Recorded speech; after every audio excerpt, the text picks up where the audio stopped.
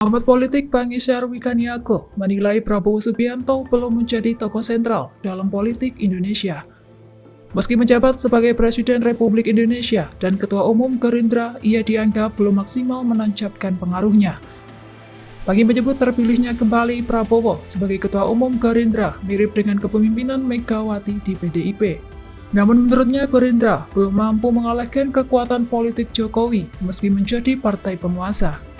Hal itu terlihat dari Prabowo yang tak berhasil menyingkirkan menteri-menteri orang Jokowi di kabinetnya. Pangi juga menyoroti kebijakan yang dinilai menyengsarakan rakyat meski Prabowo memiliki kekuatan politik besar. Menurutnya hal itu menunjukkan bahwa kekuasaan Prabowo belum sekuat yang diharapkan.